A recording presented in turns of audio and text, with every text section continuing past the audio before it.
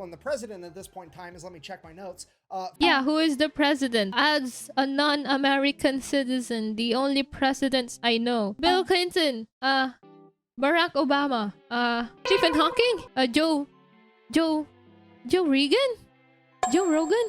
Wait, was that a president? Hi, since you guys recommended a fat electrician, and I also want to give it a try. So the thing is, I am not American, so this is probably gonna be informative for me. And yeah, let's see how it goes. Ah, yes, the time that the US Navy got upset and destroyed half of Iran's entire naval fleet in a single 8-hour workday. Alright, important background info. 1980, Iraq decided to invade Iran. Why? Don't really care. Not pertinent to the story. However, at the end of that war, Iran decides, hey, we're going to pull a page out of the old Art of War by Sun Tzu. We're going to cut off the enemy supply lines, deprive the enemy of nice things. It's going to work out great. Iraq's got a weak navy. We're going to wipe out their navy, and then every time they send out an oil tanker through the Persian Gulf, we're going to blow that up. So they can't sell any liquid dinosaur. They can't make any money. They go broke. We win the war. Hooray. It's a solid plan. Hooray. So they do exactly that. Then Kuwait comes out of left field and they're like, hey, we've been financially backing Iraq through this entire war for the past 7 years. We need to make sure they win so we can get our money back. So we're going to go ahead and let Iraq use our oil tankers to export oil. So Iran is like, well, that's an easy problem to solve. I'll just blow up all the Kuwaiti oil tankers as well, which is exactly what they do. But here's the catch. Kuwait at this point in time is like the one major exporter of oil that wasn't really part of OPEC, meaning that they were selling oil on the global market significantly cheaper than everybody else, driving down the entire oil market. And now that their oil tankers are getting blown up as well, it means that Kuwait can no longer sell oil on the cheap, meaning that Iran has now inadvertently committed the cardinal sin of the late 20th century, raising gas prices. Now the entire Western world looks over the Maybe I can say he's talking a bit fast, but also at the same time, it's very informative. Like, he gets my attention even though he speaks very fast. Raising gas prices. Now the entire Western world looks over the Persian Gulf like the ghost of Sun Tzu's sitting there shaking his head like that's the one exception. I would have messed with any supply line except for that one because we all know what happens next. Yeah.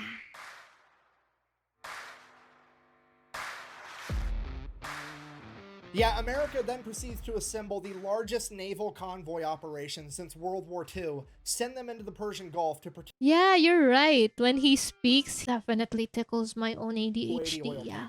It is at this moment that Iran should have been like, well, that's unfortunate. Time to figure out plan B because this obviously is not going to work out. However, they decide that they're going to double down. What they're going to do is they're going to take a bunch of magnetic underwater mines and they're just going to spread them out all over the Persian Gulf in international waters, and that's not going to have any consequences at all. So fast forward, April 14th, 1988, the USS Samuel B. Roberts, a guided missile frigate, which is basically brand new at this point, this is like its first big operation, is out there escorting a Kuwaiti oil tanker, and it runs into a minefield, hits a mine, blows up the keel of the ship. The keel is this bottom part right here. It like supports and stabilizes the structure of the entire ship. Okay. And it gets blown completely in half. At this point, the only thing holding this boat together is the actual deck. 1 second, everything's fine. The next second, there's a 15-foot wide hole in the bottom of your ship. Everything's on fire and water is rushing in. The USS Samuel B. Roberts took on half of its weight in water in the first minute. This is a catastrophic amount of damage that would sink 99% of ships, but as fate would have it,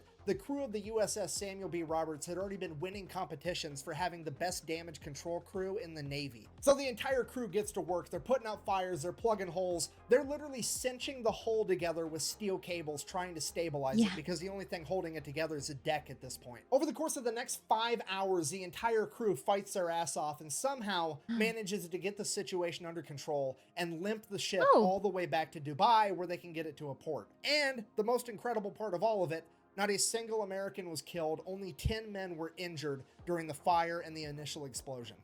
Oh, that was actually good. So the crew survived, the boat's basically completely destroyed. Then America sends in an underwater crew, figure out what happened. They find the remnants of the mine. They check out the other mines. Yep, they're Iranian. At this point, now somebody has to inform the president because this is a big deal. And the president at this point in time is, let me check my notes. Yeah, who is the president? As a non-American citizen, the only presidents I know. Wait. Oh my god. Bill Clinton. Barack Obama. Who else? Joe. I don't know his last name. Wait. Who else? Franklin Roosevelt. Is he a president? George something. Stephen Hawking. Who that? Who that? Who is that? Who else? Biden. Oh, Biden. Biden. Uh, Joe. Joe Regan. Joe Rogan. Wait, was that a president? I thought. Wait, I think that's not a president. Who is that? It just randomly click on my brain. Joe Rogan? Who's that? Is that a president? I'm so confused. Washington. George Washington, right? What? Those are the presidents I know. Okay, I'm sorry. I am not American. I'm sorry. Big deal. And the president at this point in time is, let me check my notes, fucking Ronald Reagan. I'm from the government, and I'm Ronald Reagan. Who the heck is Joe Reagan? So they go ahead and they brief Ronald Reagan on everything that happened. He's super happy that I don't know that survived. guy. He's like, okay, well, here's what we're gonna do. We're gonna issue a proportional response. And what the US Navy heard was awesome. All right, so here's the plan. Iran currently has 3 oil rigs in the Persian Gulf that are not being used for drilling oil, but as military bases for their naval operations. So the US Navy is going to go ahead and take out all 3 of those. Now, I don't really know what the guided missile frigate to oil rig exchange ratio is, but we're going to go ahead and err on the side of caution and say that it's not quite proportional enough yet.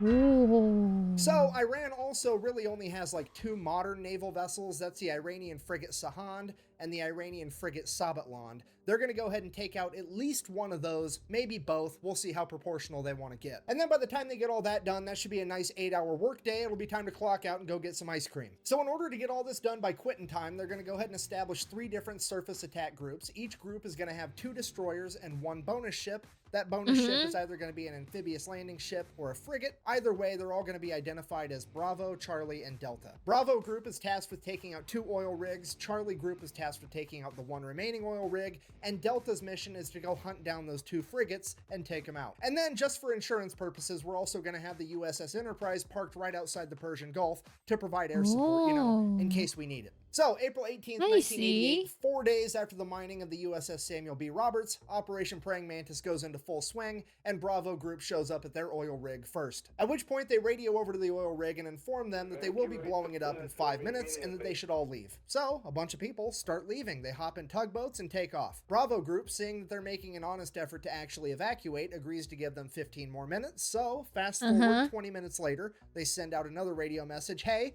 time's up. They then fire the 5-inch guns right over the top of the oil rig with the rounds set to airburst, hopefully scaring off any stragglers. And it is at this point that some Iranian military member decides that he is going to audition to be the main character of this story because he hops on a 23mm anti-aircraft gun and opens fire on Bravo Group. And without skipping a beat, one of the 5-inch guns on one of the destroyers just goes poof, and just fucking direct hit smokes this dude. Barely touches the rest of the oil rig. This guy, definitely not the main character, but the silver lining, he at least made it into the credits as Baloney Miss Cloud #1. Now, obviously, I'm paraphrasing here, but at this point, congratulations. Bravo Group radios over to the oil rig one last time, something along the lines of, hey, does anybody else need to find out what it's like to chew 5 gum? Or you fuckers ready to quit? The oil rig finally radios back and is like, yeah, please cease fire. We're gonna leave. So all the Iranian military members leave. Bravo Group decides to open up on it for a little bit with the 5-inch guns before sending over a couple of Hueys full of Marines. The Marines hop out, place some demo charges, hop back on the helicopters, take off. The entire oil rig blows up, and already things are getting more proportional.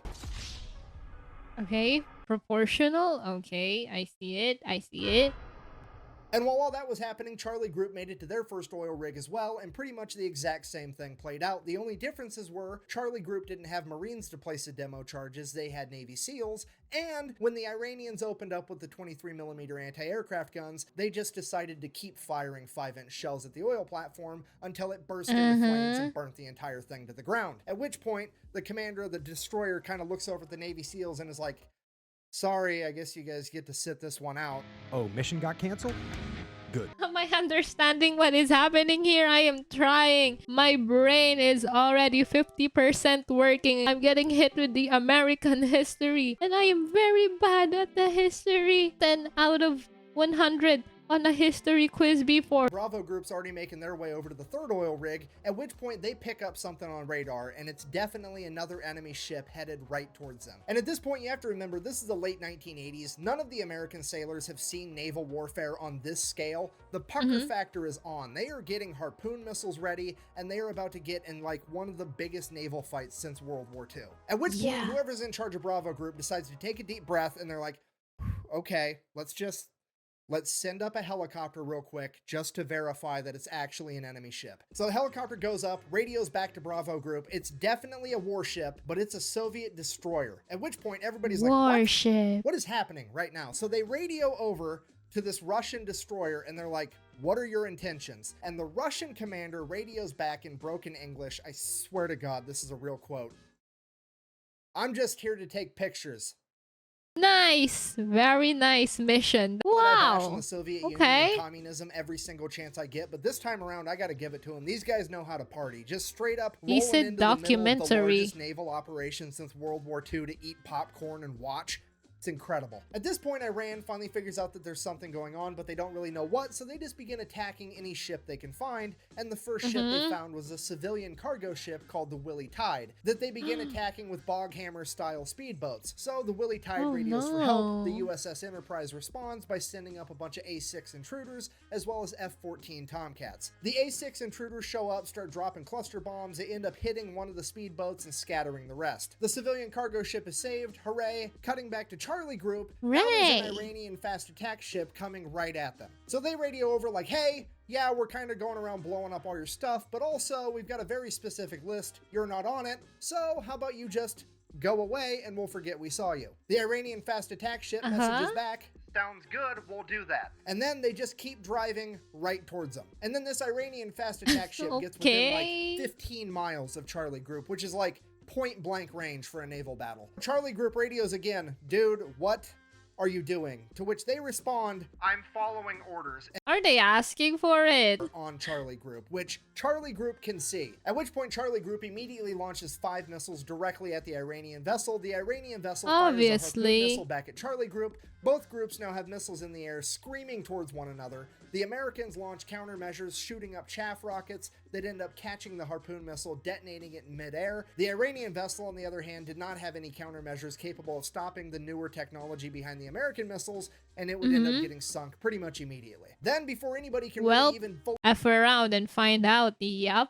This happened, radar picks up 3 Iranian F-4s screaming towards Charlie group. Charlie group then turns, fires a bunch of surface-to-air missiles at the F-4s. The F-4s see them coming. They're like, oh, they pop a U-turn and try to outrun them. F-4s, while they are extremely fast, can't outrun missiles, so one of the missiles ends up blowing a wing off one of the F-4s. Now America has taken out an entire naval vessel and an F-4 that they did not plan on taking out, and it's throwing off all of our proportions. And because of that, American leadership orders Bravo group to stand down. We're not going to go take out that third oil rig. And right as soon as that order gets given out, Delta group chimes in, is like, hey, we found that frigate we were looking for. So now nobody knows what to do, because on one hand, things are already getting out of control, but on the other hand, we really want to take out these frigates. So American leadership decides, well, we might not even have to make a hard decision. Maybe that's not even the frigate and the radar's wrong. Why don't you go ahead and send a couple A6 intruders over, do a flyby. They can verify that it's actually this new modern frigate, and if it is, we'll make a decision from there. Or so they thought, because the A6 pilots are about to decide that they are in fact the main characters of this. Just listening to him basically like makes me like very informed about spaceships. Wait, spaceships? I mean like aircrafts and stuff, because I have no idea and I have no interest on like different aircrafts or anything and like ships and anything. But now that I'm listening to him, I don't know, he just tickles my ADHD brain. I don't know. The USS Enterprise and its aircraft aren't really supposed to be doing a whole lot. They're more or less just there for insurance. In fact, they're only allowed to engage the enemy under one of 2 conditions. One, the President of the United States signs off on it, which is actually what happened with the speedboats earlier. Or 2, they get fired upon first. So they got told to go fly by this boat to verify that it is in fact the new modern frigate, but They didn't get told how to fly by the boat, so they drop down 50 feet above the water and just gun it, and they buzz the entire ship. So the ship opens fire with its AA guns, but these planes are so low to the water, the AA guns can't actually aim down low enough, so all the anti-aircraft fire goes right over the top of them. They continue. He actually feels like you're in a barbecue and you have that uncle who like has experience with like militaries and stuff and just telling you like their stories when they were in the military. This is the vibe that I am getting from him. To stay low enough till they get out of anti-aircraft gun range, and then they pull up, at which point the ship launches a bunch of surface-to-air missiles at them. They drop chaff as a countermeasure, takes care of those, no big deal. They then go around, do a U-turn, send a radio message to this frigate, "I'm going to sink you now," which they can now legally do because remember, the ship fired on them first. You fell victim to one of the classic blunders. So the A6 fires an anti-ship harpoon missile, and the second they pull the trigger on that, the fire control team from the USS Enterprise is like, "What the fuck are you doing? We're not supposed to be killing things yet." And the A6s are like, "Look, they fired at us first. Them's the rules." And the USS Enterprise is like, "Holy shit, okay, I guess.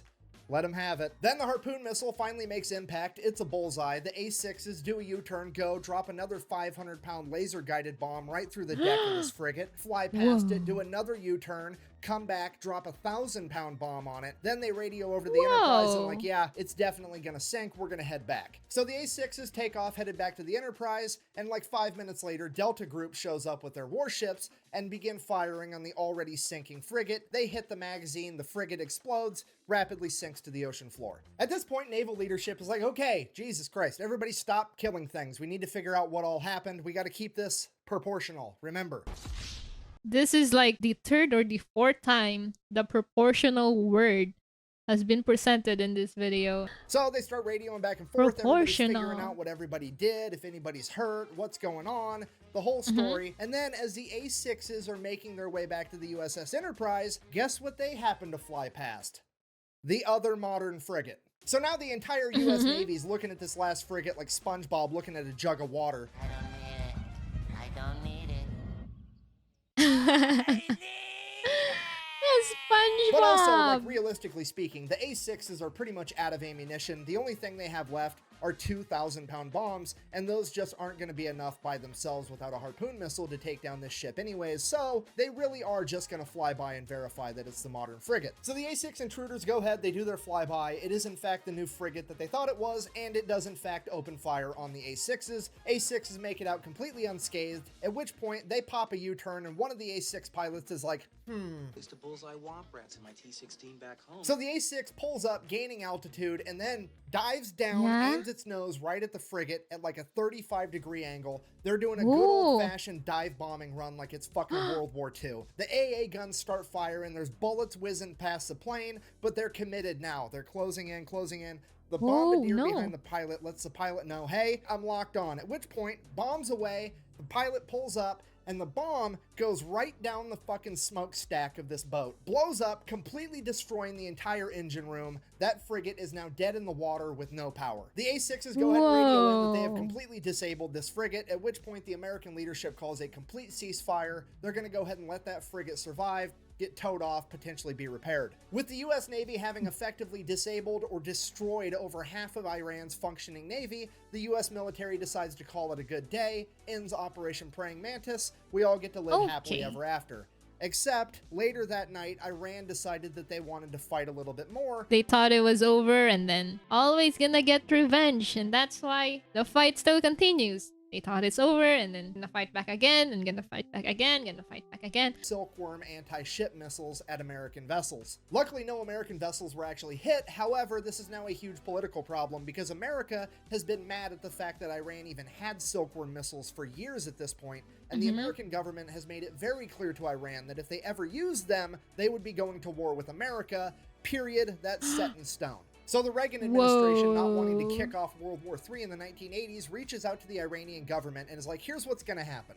you're going to go ahead and admit that that was an accident. I'm going to sweep it under the rug and we're never going to talk about it again. Because if this makes headline news and the American people find out, I'm going to have to get real proportional around here. So Iran's like, okay, fine, whatever. It was an accident. Let's sweep that whole thing under the rug. But I am still going to take America to international court to try to prove that it was a war crime to take out my oil rigs. That way I can get reparations and make America pay for it. So they go to international court. They lay out the case. The international court is looking at America like, okay, well, first of all, you're the fraction people. I don't know how you think that this is proportional, but it definitely wasn't. Second of all, according to the Amity Act, you absolutely should not have attacked their oil rigs. This is probably a war crime. At which point the representative for America is like, well, actually, if you read the Amity Treaty between Iran and the United States, it only talks about ships and boats. It don't say shit about oil rigs, meaning I wasn't obligated to not attack those oil rigs. At which point the court is like, hold on. Hold on. Okay. Hold on. Fucking, he's right, son of a bitch. Okay, well, I guess America's innocent because I've said it once and I'll say it again.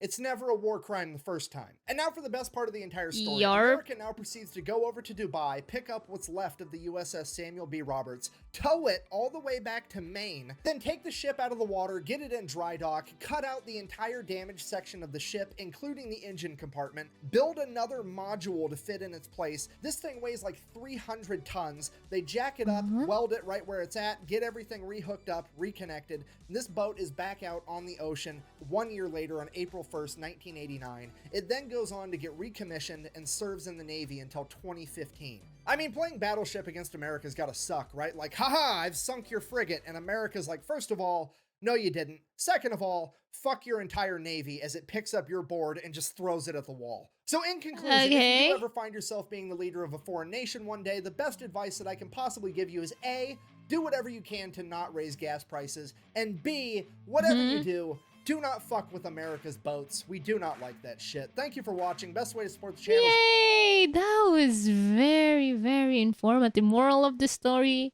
just don't touch American boats. I know. I like that, actually. I like this. We should watch more of him. This is very informative and tickles my ADHD brain. I love it. And sorry if... Sorry if I wasn't maybe reacting enough because I was just so focused on what he's saying. And I was like, mostly I was all like, okay. Because I'm just literally like agreeing to what he's saying. 10/10. I give this a 10/10. Very knowledgeable as someone who is not American and does not know anything about the history of America. I think there's a lot more videos of them. Maybe let's react to him next time. So yeah.